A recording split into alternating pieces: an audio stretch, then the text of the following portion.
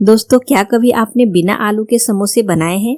नहीं बनाए हैं तो ये समोसे की रेसिपी एक बार जरूर से ट्राई करें। एकदम चटपटा और एकदम खस्ता बनकर तैयार होता है। मैंने भी ये रेसिपी पहली बार बनाई और सबको बहुत पसंद आई। तो इस रेसिपी को बनाने के लिए पहले हम डो लगाकर तैयार करेंगे।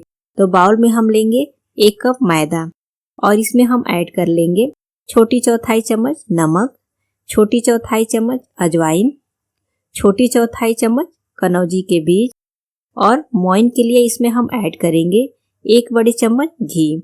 अगर आप चाहें तो यहाँ पे ऑयल से भी मोइन लगा सकते हैं।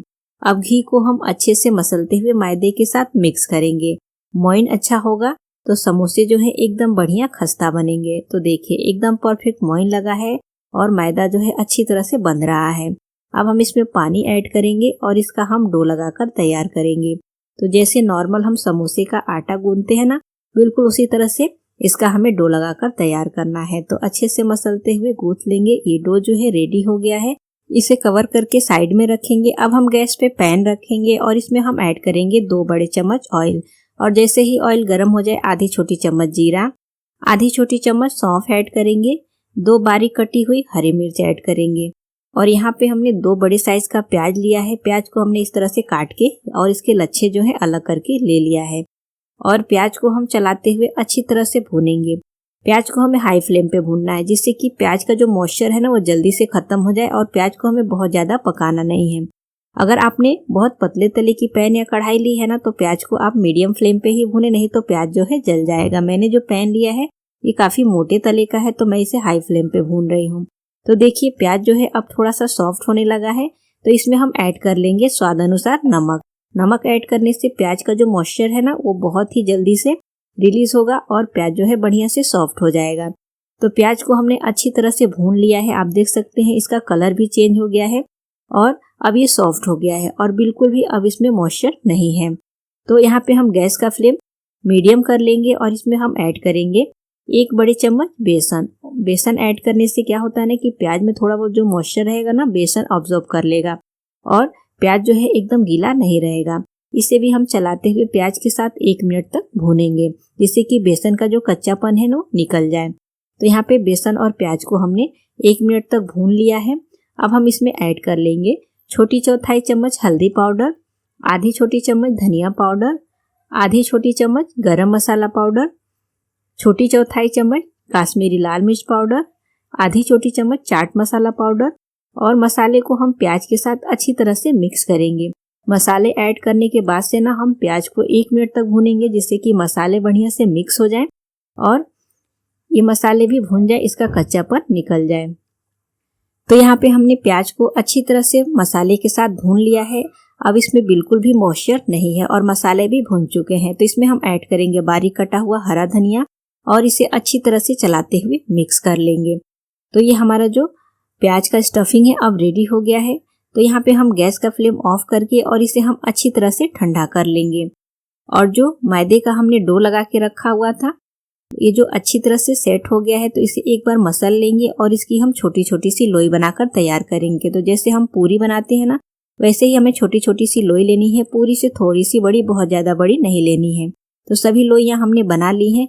रोटी बनाने वाला चकला लेंगे, लोई को इस तरह से चकले पे गोल करेंगे और फिर थोड़ा सा सूखा मैदा स्प्रिंकल करके और इसकी हम पूरी बनाकर तैयार करेंगे। इसका साइज जो है ना हमें पूरी से थोड़ा सा बड़ा रखना है, इसको हमें पतला बेलना है, तभी हमारे जो समोसे हैं ना एकदम खस्ता बनकर तैयार होंगे, मोटा नहीं बेलना है। तो देखिए यहाँ पे हमने इसे रोटी के साइज का बना लिया है, थोड़ा सा उससे छोटा है।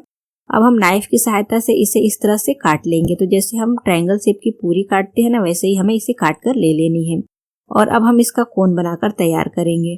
तो पहले इस तरह से फोल्ड करके किनारे पे हमें पानी लगाना है। पानी लगाने से क्या होगा ना कि ये बिल्कुल अच्छी तरह से सेट हो जाएगा और फिर इसे अच्छे से इस तरह से चारों तरफ से सेट करते हुए इसका हम कोन बनाकर तैयार करेंगे। अब ये कोन का जो साइज है ना आप अपने हिसाब से बड़ा भी बना सकते हैं अगर आप बड़ा बनाना चाहें तो। अब हम इसमें प्याज की स्टफिंग करेंगे। तो हमें पहले थोड़ा सा ही लेना है, एक बार में बहुत ज्यादा स्टफिंग नहीं करना है, नहीं तो अंदर तक स्टफिंग नहीं जाएगी। थोड़ा सा लेंगे, फिंगर की सहायता से पुश करेंगे, अंदर तक स्टफिंग जाए और फिर किनारे पे हम इस तरह से अंदर की तरफ पानी लगाकर और इसे इस तरह प्रेस करते हुए अच्छे से सेट कर लेंगे जिससे कि ये चिपक जाए। पानी लगाने से ना ये बढ़िया से चिपक जाएगा। तो आप देख सकते हैं कितना परफेक्ट समोसा कोन जो है बन के तैयार हुआ है। मैं आपको एक और बना के दिखा रही हूँ। तो पहले हमें इसे फोल्ड करके पानी लगाकर और इसका कोन बनाकर रेडी करना है। ये जो रेसिपी है ना, तो घर में छोटी मोटी पार्टी हो तो आप बनाकर तैयार कर सकते हैं, या फिर अचानक से मेहमान आए और समझ में नहीं आए कि नाश्ते में क्या बनाएं, तो आप झटपट से इसे बनाकर खिला सकते हैं, क्योंकि इसे बनाने में बहुत ज़्यादा समय नहीं लगता है। तो देखिए यहाँ पे हमने ये दूसरा भी समोसा कोन बना के तैयार कर लिया है। तो बस इसी तरह से हमें सभी समोसा कोन जो है बना के रेडी कर लिया है। अब हम इसे फ्राई करेंगे। तो इसके लिए हमने कढ़ाई में ऑयल गर्म होने को पहले ही रख दिया है। ऑयल को बहुत ज़्यादा गर्म नहीं करना है, गैस का फ्लेम लो रखेंगे और एकदम लो फ्लेम पे इसे हमें फ्राई करना है। अगर हाई फ्लेम पे फ्राई करेंगे तो समोसा जो है खस्ता नहीं बनेंगे, नरम रह जाएंगे, खाने में वो बढ़िया नहीं लगेंगे। और समोसा जो है खस्ता बनते हैं तभी खाने में वो बढ़िया लगते हैं। तो देखिए इसे हमने लो फ्लेम पे अच्छे से चलाते हुए फ्राई कर लिया है। इसका कलर जो है एकदम परफेक्ट आ गया है और ये एकदम बढ़िया खस्ता बनकर तैयार हुआ है। तो अब हम इसे निकाल कर छन्नी में ट्रांसफर कर लेंगे और जो बाकी के बचे हुए समोसा कोन है ना, उसे भी हम ऑयल में ऐड करेंगे और इसे भी हम फ्राई कर लेंगे। यहाँ पे हमने सेकेंड राउंड का भी ऐड कर लिया है और एकदम क्रिस्पी खस्ता चटपटी हमारी ये जो समोसा कोन है बन के तैयार हुए हैं। जो लोग आलू खाना नहीं पसंद करते हैं या फिर किसी कारणवश आलू से परहेज हो, तो इस तरह से समोसे की रेसिपी बिना आलू के बनाकर खा सकते हैं। खाने में बहुत ही टेस्टी और चटपटा लगता है। तो फ्रेंड्स, रेसिपी जरूर ट्राई करें और रेसिपी अच्छी लगे तो कमेंट जरूर करें। वीडियो को लाइक शेयर और चैनल को भी सब्सक्राइब करें।